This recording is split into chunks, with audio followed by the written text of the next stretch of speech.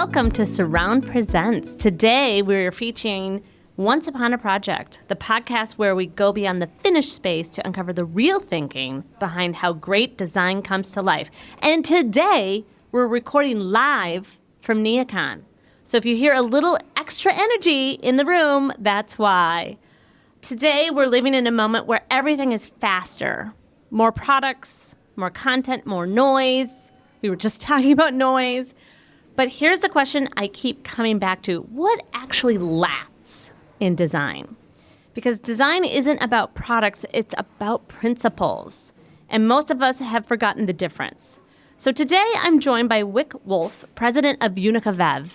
Wick's career spans decades of design thinking, from early influences in automotive design to working alongside and learning from some of the most important voices in modern design. And today, he's leading a company that's quietly shaping how we experience space, not just visually, but sensorially. Wick, welcome. Thank you, AJ. Thanks for having me here. First of all, we're sitting in this beautifully designed jewel box that is featuring all of your products here at NeoCon, and I have to tell you, it's one of my favorite spaces. We are literally looking through the glass into the hallway of the 11th floor and seeing all these amazing people walk by and enjoy NeoCon, which is super fun. But I really want to get into a little bit about you, Wick. So let's start at the beginning, because your path into design didn't start where most people start in design. You started with cars. I did. What did that teach you about design that still shows up in your work today? That's very interesting. You know, I was only about, I think it was, maybe I was 4 years old, 5 years old. And my mother was very close friends with the Williams brothers. Probably the most famous of them is Andy Williams. And she happened to be close friends with his brother Dick Williams' wife. And one day, it's summer day, I couldn't tell you what year, it was probably 64. We took a ride up to Dick Williams' home. It was somewhere in Upper Westchester County. And we pulled up, and the reason I can remember the home is more about what I saw sitting in the driveway. We got out of the car. The home was a very low-slung, modernist, glass, low shrubbery. I'd never seen anything like it, having grown up in mid-suburbia. But that was nothing. There was a beautiful red, what I learned later, was a 1962 Thunderbird, which they called the Bullet Bird. It was the second generation of Thunderbird that was designed. The first Thunderbird was quite small. The second Thunderbird, they just went full body on it. What was fabulous about this car that really caught me was the fact that the top folded down into the trunk. It was a very complex automobile. The trunk lid opened backwards, used a series of about 25 sensors. Each one had its own magical thing. One put the windows down, one unscrewed the top would go down, and then it completely hid the top. But the thing that really stuck with me, because I learned all this later, was that the car was essentially a four-seater. It had a full bench back seat, and it had these beautiful low-slung bucket seats, no headrest, none of that stuff mattered back then. But the interior of that car was stunning because it was designed much like a cockpit. It drew its design from aviation, from the age of space travel, as many cars were doing back then. And I looked at it and I saw that the trunk actually extended right up to the back seats. And what it was is there was this massive red fiberglass piece that locked into place, and it was shaped so that each side of they called it a Landau cover, each side of it came up in a slight hump to match the rectangularity of the top of the driver's and passenger's seat. So you essentially had a massive two-seat convertible. Oh, I get it. So okay. That to That's me, cool. I can't tell you what happened. It turned something on in me that I never knew that I had. I was 5 years old. What did I know, you know? But from that moment on, car design became something that I just became passionate about. And at one point when I was younger, I was convinced I would be an automobile designer, sketching, doing my things. And then as life takes you along its path, that didn't happen. But what did happen to me was that I've had a propensity for owning a lot of cars over the years. So I think I've owned about 60 cars Oh my goodness. in my 50 years of driving. Okay, how many cars do you have right now? I only have 3, and really, I have a nice little sports car, but that I really love. It's about 26 years old, and I'm not one of these guys that can just get his car out of his garage and tool down to the store. It has to be able to scream up the highway. It has to be able to perform. They were meant to be driven. Yes. Design is meant to be used. Right. Right? People don't design things to just sit there and stare at. So I can really appreciate how you're looking at something like this incredible vehicle and see it transform and understand the design thinking that went into that. Even at an early age, you understood that there was innovation there. You've also been influenced by some of the greats, right? I have. Eames, Florence Knoll, Mies. They weren't designing for trends. They were designing off of principles. What did that generation understand about design that we might be losing today? I think when you look at somebody, I'm not going to talk about a lot of designers, but because these designers came into my life early in my career and had a profound impact about how I perceive design, not necessarily what I like in design, was that I realized and did a lot of reading and got to meet some of these design luminaries. I mean, I met Florence Knoll. I was just, in my 20s, and she came walking to the showroom. At that point, she'd sold the company, but she was still Florence Knoll. Right. And, I think that those designers did not view something as a product to be designed. They went at it fundamentally. They didn't say, oh, gee, what do we need to do here? What do we need to design? If you looked at what Florence Knoll did in 1950, when Paley hired her to redo the CBS offices or to design those CBS offices, yes, she took a deep dive into what the American workplace looked like. It was pretty rotten back then. It really wasn't. Right. The office was not a pleasant place. And it was more of a factory. Yeah, we wasn't can't romanticize what it was. Right. We can look at ads from the 30s and 40s and the ad looks great, but what kind of a hellish place to work? Right. And she understood through a lot of research what the office needed to be at that moment in time. There was minor technology coming in. There was a change in the way people interacted. And in the case of CBS, there was a need specifically to develop a product that was suited for their needs.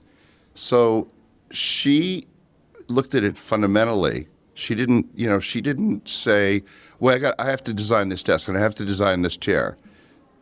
She took her Bauhaus training and she said, okay, this is what I see, but it must be something that's workable and it must have long-lasting impact. I don't think Florence Knoll ever said, gee, I want to see this in 100 years in the same office. But that was never the intent with any of these great designers. They designed from fundamentals. They didn't design saying, oh, I think we need a polished steel chair, with hard leather. I think the inspiration came much like any artist. It comes from deep in the mind. It's an experiential, lineal design. It's no different than somebody who's composing a song. It's somebody who's making a painting. They start it, they're inspired through it, and then they get to the end of it. And that's design that lasts. Not designing for a moment, not designing for, oh my God, we need we need a really cool garbage receptacle, or we really need a chair with 5 stars. What was Florence like? Well, in the nanosecond that I met her, I mean, she walked in at that point. The company was owned by Kogan and Swid, and we heard she was coming, and it was almost like the president's in town.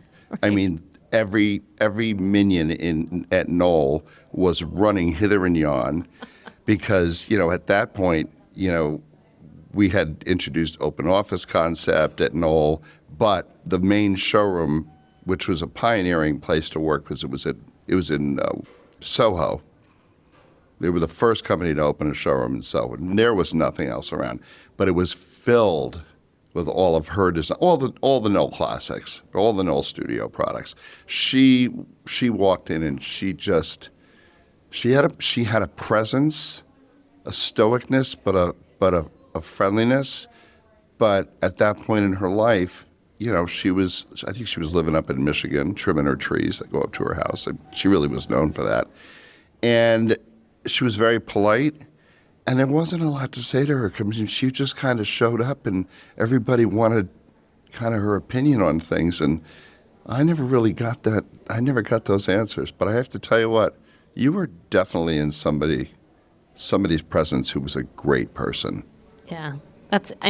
From all the research I haven't met her because she had passed by the time I got into design, but, she had this aura about her that was a greatness with humility, though, and I think true designers, they're really looking for a problem to solve.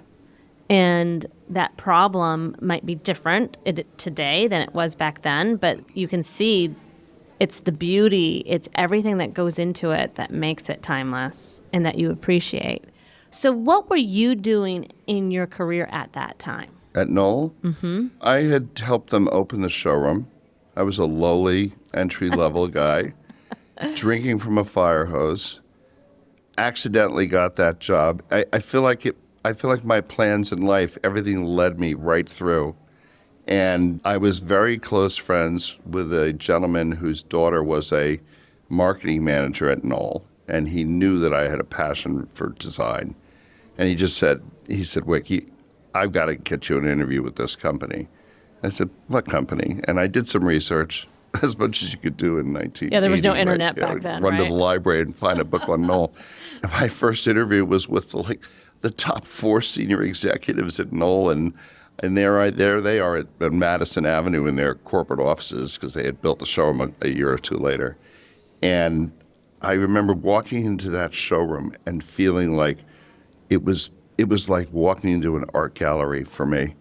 Everything was just so. And it really, over the next 2 years that I worked there, I realized that design aesthetic and that interiors, there's a reason why spaces exist the way they do when done properly, because they become experiential. And so then I was very fortunate. I developed a very keen interest in textiles. My family had come from a textile background. And I started to get involved with Knoll Textiles, and then eventually, after a few years, moved down to their plant in Pennsylvania and ended up, kind of running that operational division. And then I just kept going. At that point, Westinghouse had purchased Knoll, and, I won't say much about that, but the company survived well, and the company's in great hands now. So when you were that very junior person meeting Florence Knoll at the beginning of your career, did you ever think you would be a president of a design products manufacturer? No, actually, I hadn't given it much thought. I was drinking up what was around me. I mean, I got to meet great people like Robert Venturi and Lucia Mercer, who did the Mercer table for Knoll, the cantilevered granite table, and so many great textile designers, like a Japanese couple named Nob and Nan, who were just amazing. They were just groundbreaking. And then I think the breakthrough for me in terms of my own journey was that I became very, very well acquainted and good friends with a textile designer named Jane Barnes. And Jane and I were she was launching what was the most successful product in the history of Noel Textiles. And I was a part of that journey. And by diving into that process, that is when I realized that I can be part of this process. And that kind of turned something on in me. And that kind of led to a passion.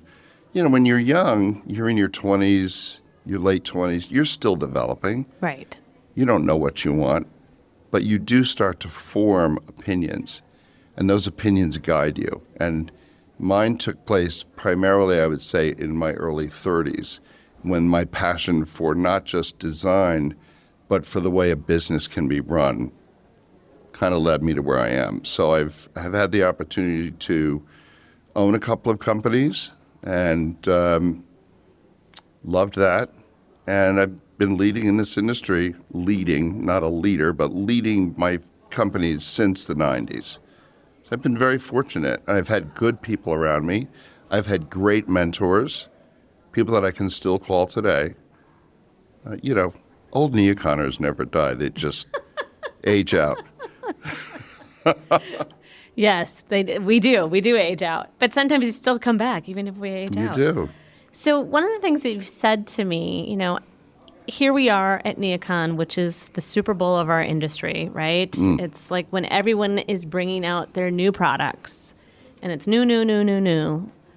But something you said to me recently is this isn't about product. It's about design. So when you're launching new products, explain to us what the difference is and how that plays into what you're developing, what you're pushing into the market, and how that process works. That's a very good question, but I think I have to dive back a little into what NeoCon is and what it's become. Because, when I first came to NeoCon in the 80s as a wide-eyed 25-year-old or whatever, it was a party. Yes, it was. I mean, we were all dressed in our best suits and got blisters on our feet because we had our new shoes and tried to stay out till 4 a.m. and make those early 8 a.m. meetings and look relevant. Somehow we thought we did. Anyway, but, it was always very stoic, staid. Everybody was standing in their showrooms with their arms folded. And, I saw it evolve over the years. And I think this is an important aspect to what your question is. Design rolls along, right? And you have different levels of designers, company designers, staff designers, market managers, people that are identifying a trend that needs to be met or what they believe to be a gap or an opportunity for design. And I think that the best design is the most simplistic design because that design is based on a foundational, lineal, fundamental need or idea that a designer, and it doesn't have to be a famous designer, it can be a staff designer somewhere working in the engineering office at Steelcase. It doesn't mean that they can't design the most fabulous task chair, which is important. But, I can recall there were always, the design winners, and there were fabulous designs. I mean, I can remember I think it was the 90s, when Ross Lovegrove designed the Go chair for Bernhardt. Right. I mean, Bernhardt had some phenomenal designers.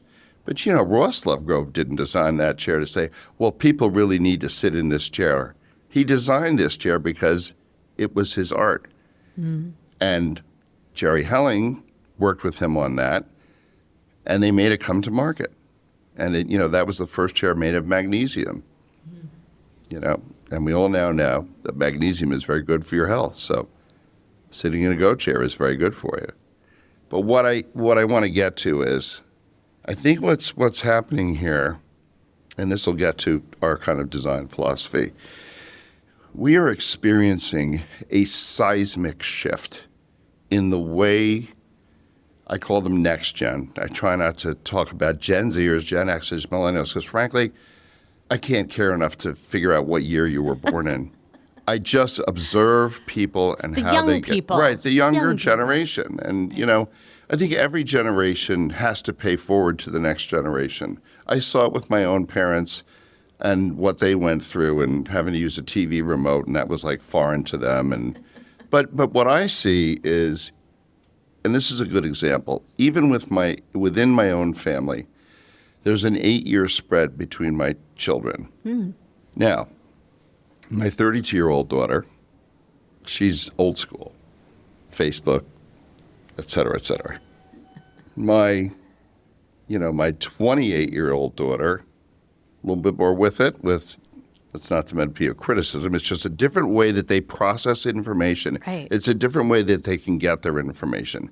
And then my soon-to-be 26-year-old son, oh God, I think he'll be 27 this year, is yet another level. Yes. So within that same quote-unquote generation, that is the seismic shift that I'm talking about. Mm-hmm. And that, I think, is the most important thing that our industry or any industry must understand, that we are no longer just designing products. Right. This generation is drinking from a fire hose. So we're all trying to figure out, okay, how do we make their lives, not to say the word easier, but how do we give them what they need to process what's coming at them? Whether it's text messages on WhatsApp, AI is generating content, great research is being done by people like Amanda Schneider. All of these things that are important and that can define their lives, it has to be given to them in a way through product design, through space design, that they can feel like they can work. They don't work the same way that we worked in 1982. No, they don't. My God, I mean, AJ, in 1982, we still had telex machines. And for any of those that don't know this, look it up on the AI. Telex machines, fax machines, typewriters. Remember typewriters that had keys, and then typewriters that had little balls that were like, that had all, it was just, it's been an amazing thing to watch. The adding machines, yes. Machines? Yeah. The adding machines. So how does that kind of influence what we do at Unica Vaev? Well, I'd say that in the world of acoustics, because that's really where we are now, we are not interested in just having product cut from stuff and hung somewhere. We understand that there is that need for that in the market. We don't ignore it. We embrace it. But the design journey for us is, as I said earlier, it's foundational. It's fundamental. It doesn't, we don't sit in a room and say, well, I think we should have, a baffle that's, 3 feet and 6 feet and 9 feet long. We should have available in 20 colors. That is not Unica Vaev's foundation as a company. Unica Vaev was founded in Denmark as a design-oriented company. It found its roots, in like movements with Werner Pantone. And if you saw some of the photos of what Unica Vaev was in the 60s, it was like Mod Squad. Very cool, but always pushing the envelope. So yes, we had our textile division for many years. And then we just saw this really extensive need as the office changed for acoustic products. And so we were one of the first companies that did that, along with a few of our competitors. But my journey, when I'm directing the design of what I want to have happen, it's twofold.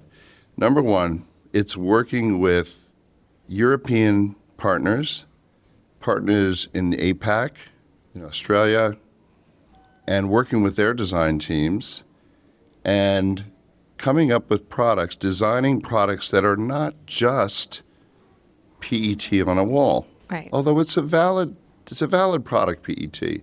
It's a very easy way to absorb sound.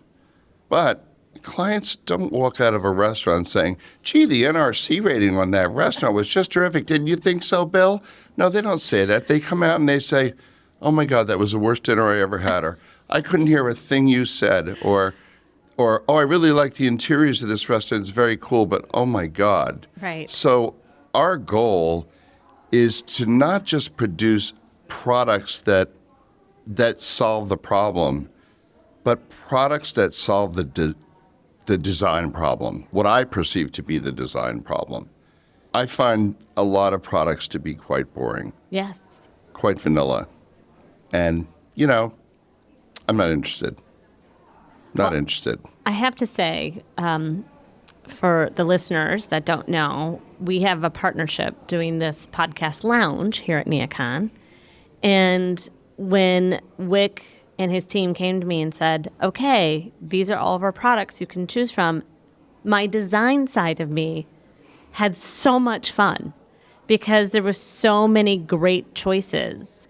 And we'll put some pictures in our show reel, but we have this beautiful leather wall that's acoustics. It's beautiful leather. It has a wonderful pattern of arches and comes from Italy. Can you talk a little bit about the leather wall? Because Sure. It's one of my favorite things.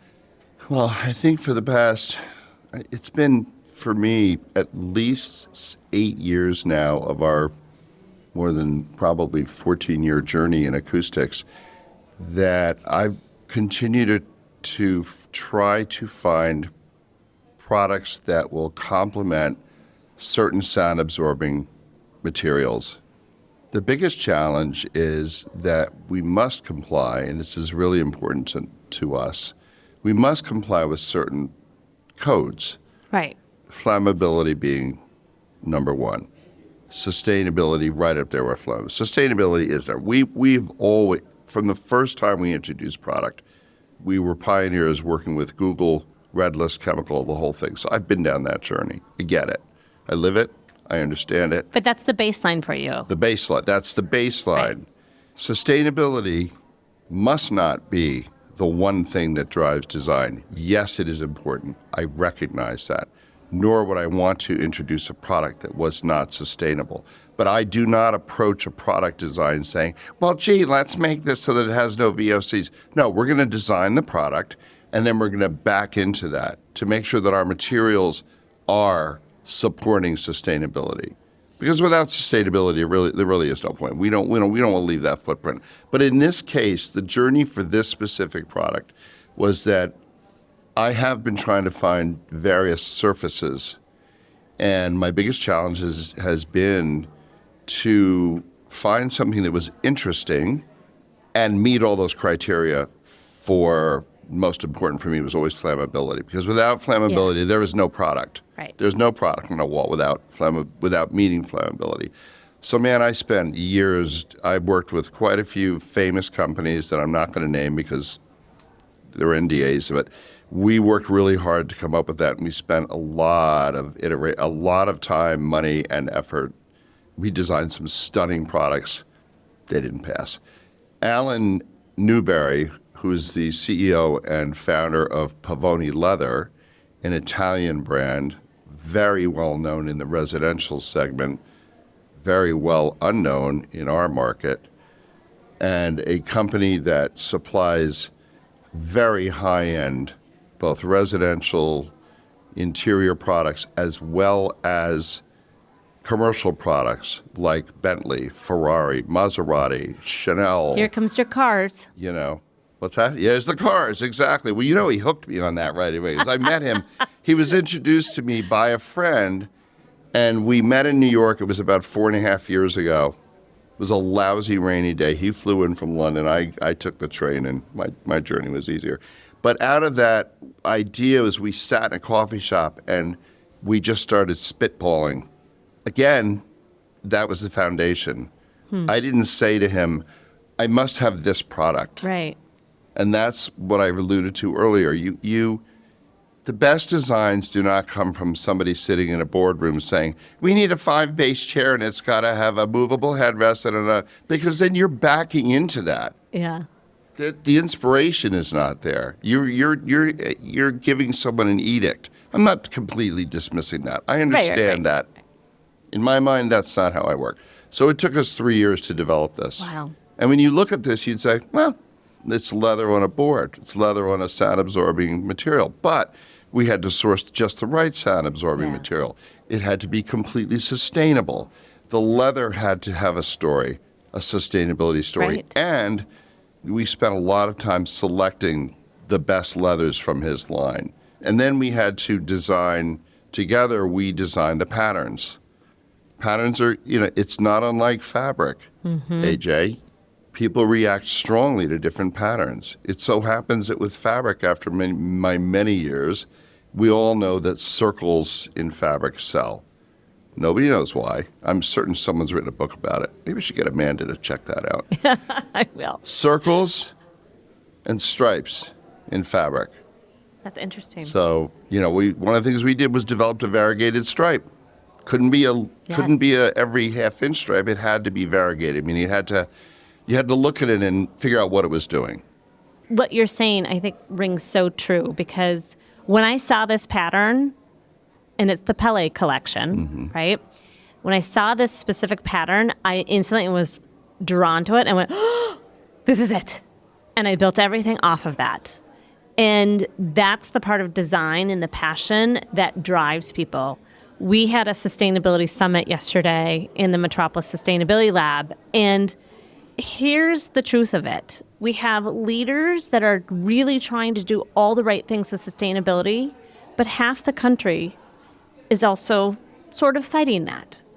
And when you're working on projects, you don't know what the values are going to be of that client or the people working on the project or whatever. So if you lead with sustainability, it kind of puts you in a bad position if it's a trigger word for someone else. Whereas if it is really beautiful design and has a gravitational pull, that is really, really important, because sustainability should be fun. We should be beautiful. It should not be when if I say, oh, Wick, I'm going to take you to this very sustainable restaurant, the image in your head is terrible, right? We're going to sit on straw, and we're going to eat something on burlap, and, that's the connotation. So I love your philosophy that it is the baseline of everything you do. You want to make sure you're doing all the right things, but that is not what you're pushing. What you're pushing is beautiful design, things that can have an emotional reaction and attraction to people, that they want to be in this space. They want to be invigorated and inspired by these products. And that's what you learn from these great designers. That is what you learn from these great designers. And when you go to Scotland, and for anybody that's ever been to Scotland, and you walk through Glasgow, and you can be around Charles Rennie Mackintosh's amazing, he was like the Frank Lloyd Wright of Scottish design, because he designed full homes with china and everything. When he designed for you, he designed everything. When you go to Spain and you see Gaudi's benches that are still in use after, 130 years? That's the design that endures. That's what I get to about foundational design. When Charles and Ray Eames designed the Eames chair, their design brief basically said, we want a chair that feels like an old baseball glove. I did not know that. Yeah, that's what they want. And does it? Yes, of course it does. Of course it does. When Saarinen designed the tulip table, the beautiful tulip table that Knoll still sells, I mean, sit in one of those Saarinen chairs with a swivel base that sits on a beautiful round pedestal. You're just enveloped. When you sit in a womb chair by Saarinen, when you sit in a Breuer chair, I mean, those are experiential types of design. But they all find their basis not in, hey, we needed to make a chair. Right. They were artists, and they need to be recognized. And I will just address what you said about sustainability, because I know that I am very much a huge proponent of sustainability, and there are some wonderful people that are doing amazing things to help people like us and to help designers understand, because designers are drowning, AJ.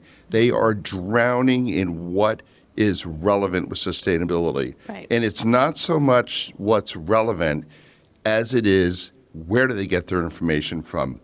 My God. Yeah. How many for-profit companies do we have? We're not going to go there. It's not political. No, but we talked about that yesterday. And you have these young designers coming in. They only get a smidgen of sustainability training in school. And so they come in and they're starting to try and specify, and they're trying to learn the firm's culture of specification, but then they start looking at all these labels and everything. It's very confusing. And if it looks too hard, people won't do it. Right. And that's a problem.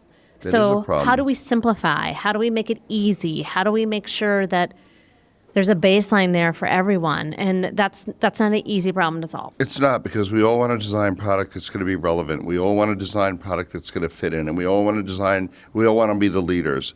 But the story is, to be the leader, in my mind, you have to have that discipline that says, I believe in this product. And yeah, sometimes you'll believe in a product that somebody else says, yeah, I don't believe in that product. But that's okay. And those products come and go. We all know that. But the bottom line is that you just said this.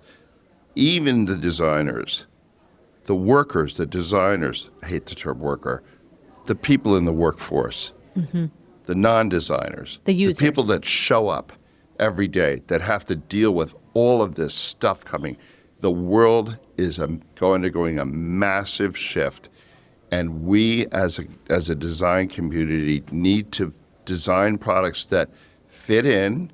We're not talking about safe space products or anything like that. We are talking about creating an environment, a working environment, whether it's work from home, work in an office, working at Google, whatever, where the design doesn't fight with the user. Right. The design needs to support the user. And what is that? I don't know. Every workplace is different.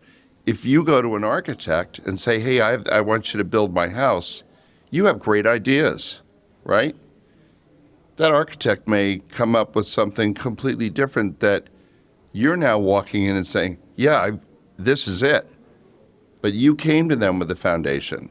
And that's what we do at Unica Vaev as a design company. Designer will come to us because we do an awful lot of custom work. A lot. I mean, custom work like artwork. We did just for instance, we did a 40-foot wide art installation back about 10 years ago for Exxon and Mobil in Houston. They were so large. They had to be at a certain curve. They had to be framed. They had to be craned up through the 20th story. Oh, wow. Because they were too big to be brought through. But the point of the matter is, we executed their design vision. Multiple meetings, they wanted corporate art, but it had to do something else, right? I mean, we've done projects for Coca-Cola. That Coca-Cola red, NDAs flying all over the place, you know? They wanted It's a their very bubbles. specific red. Yeah. Very specific. They wanted those bubbles coming up in a very certain way, but they knew what they wanted, and we gave them what they wanted. So I think it's all about developing the product and developing the space, working in collaboration with designers and architects who are our partners and should never be dismissed. We see a trend right now where designers are engaged on a project and they are putting thousands of hours in on projects. And then all of a sudden at the end, there's a spec change. So, you know, now your designer's been thrown right out the door. Which is a problem. And I think it's okay to talk about this because it happens. I'm never boring. And I don't mind throwing it out there. I'd be a rotten politician now. But this is a problem. It is. You're a designer, right? Yes. Somebody engages with you. Mm-hmm. They pay your firm $200,000. Your team is working 100 hours a week. The deadlines have to be hit. The bids have to go out. The GC's been chosen. The project is worth, let's say, the whole project is worth $50 million. Right. Let's say it's a huge building. And then at the end of the day, the GC comes in and says, hey, you know what? I'm going to save you 10%. Uh-huh. And he goes right to the end user and says, I'm going to save you $5 million. Right. And then at that point, it's game over for the designer.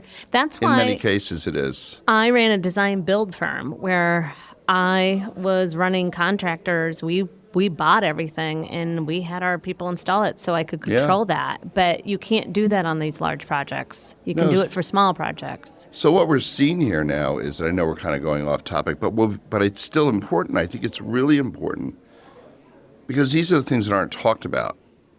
I think it's really important that you have to build your relationships with the GC. Because the GC does have a design team.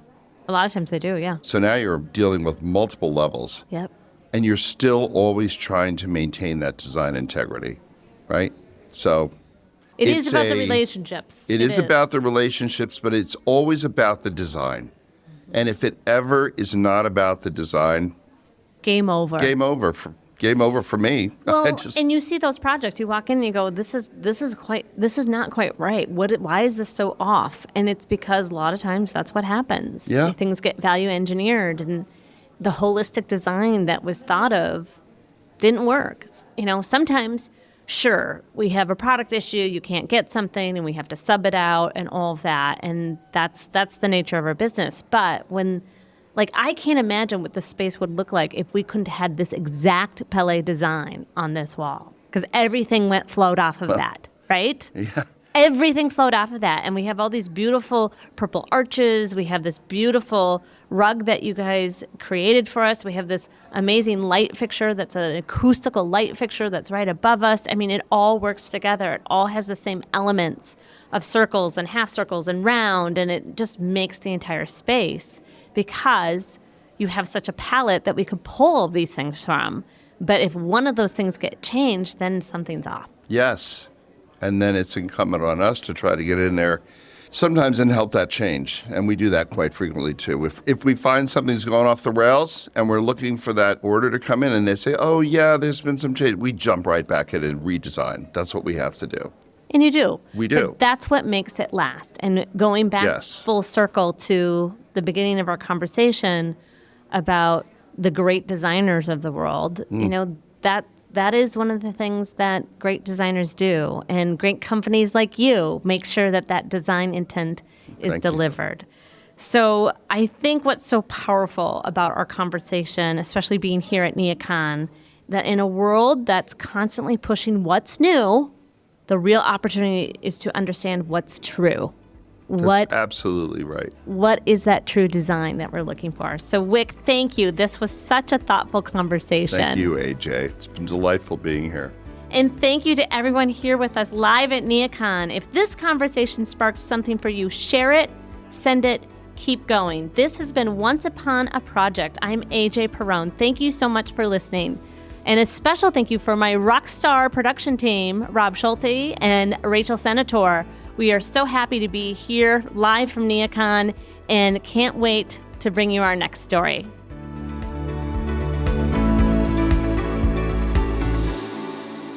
This episode was recorded in the NeoCon Podcast Lounge. Thank you to our lounge sponsor, Unica Vaev, and our partners, B&N, Duran, Framery, Momentum, and Upspring.